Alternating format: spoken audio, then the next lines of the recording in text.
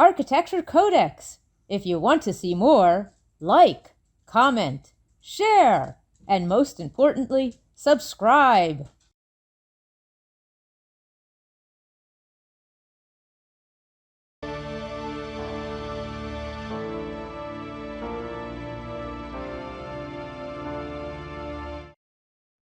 Previously, I have noted that modernist philosophy, in its most austere form, regards the human being as merely a sophisticated animal organism, or perhaps just an uppity virus, that is devoid of a soul and has no free will. This might explain why modern architecture is preoccupied with the simple rationalist geometries of point, line, and plane, and avoids completely any historical reference or sentiment.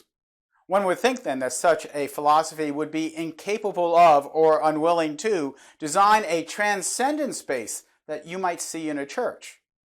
But you would be wrong. World War II had destroyed a 19th century pilgrimage chapel dedicated to the Virgin Mary atop a hill named Bourlemont. It originally was the site of a Roman temple, yet since the 4th century AD, there had been a Marian chapel on the site. Longchamp, a local religious community, wanted to restore the tradition and build a new chapel. And after considering more traditional designs, a new committee was led by Dominican priest Father Marie-Alain Courtier. Father Courtier was a World War I veteran, a painter and stained glass modern artist, and a Catholic priest since 1930, and he also resisted the German occupation of France. He steered the community to select renowned modernist architect Charles-Édouard Jeanneret to be the designer of the new chapel.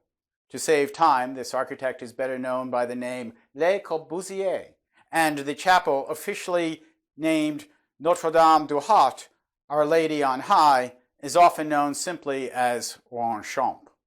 Obviously, Father Courtier's understanding of modern art allowed him to be open to the style of Le Corbusier, who pioneered the austere modern we saw coming out of Bauhaus, Germany. And Father Courtier had to resist forces inside the church that considered any modern art a form of heresy. Father Courtier wanted a church that was not ostentatious or decadent, but something that reflected the simple soul of Christianity. Le Corbusier, a machinist modernist at heart, with little regard for organized religion, was an interesting choice. In 1931, Corbusier's Villa Savoy set the course for the modern home of simple geometries and open spaces. Truthfully, Le Corbusier worshipped only architecture and didn't care who commissioned him. He, like other modernists, did believe in the power of the state to create a better society and to form better people.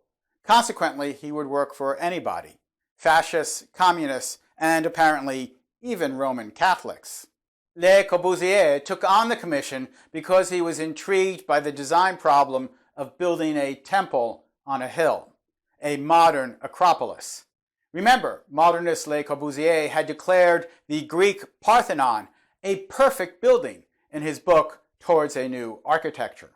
So he overlooked his commission's Catholicism. But Le Corbusier himself noted that people were at first surprised to see me participating in a sacred art. I am not a pagan. Longchamp is a response to a desire that one occasionally has to extend beyond oneself and to seek contact with the unknown.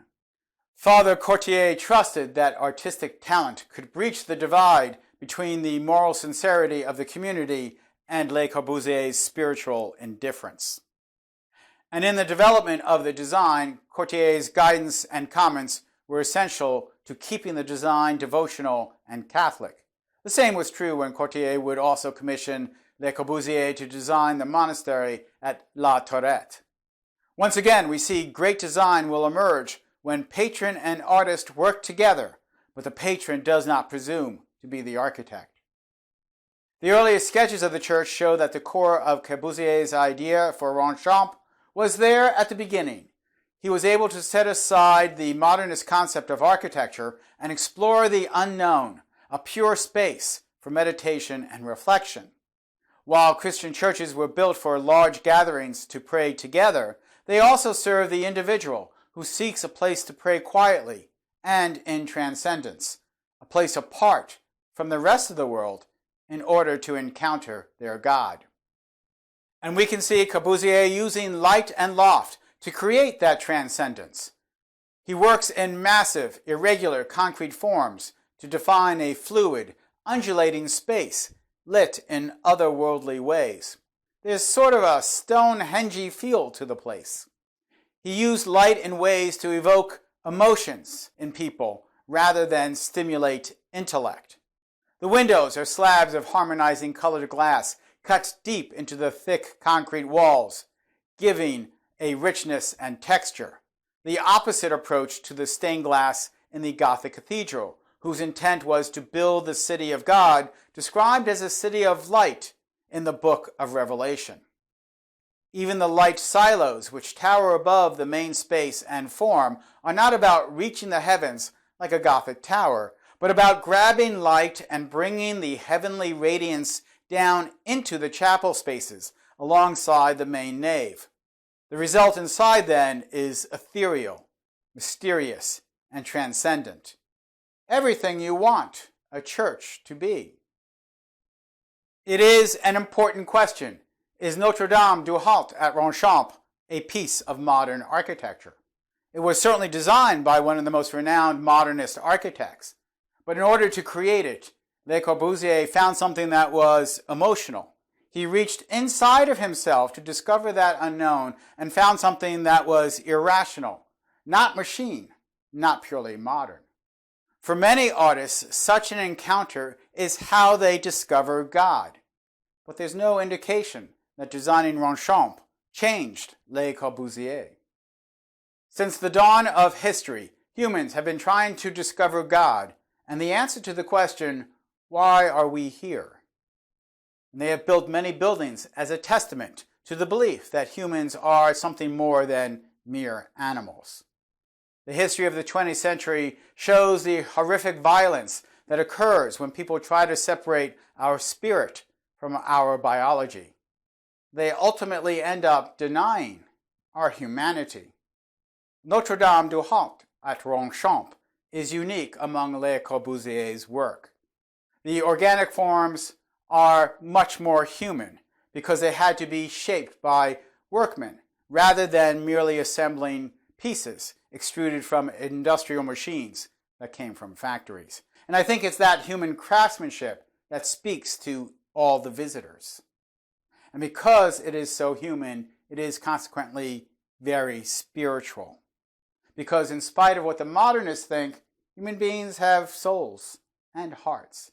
The architect, Le Corbusier, succeeded in creating a very transcendent and spiritual place, even if he could not rationally appreciate the unknown that he had found and he was seeking. It may be that he found the breath of God, the Ruach, deep inside of himself, necessary in order to create Notre Dame du Haut. I'm Michael Molinelli, and this is Architecture Codex.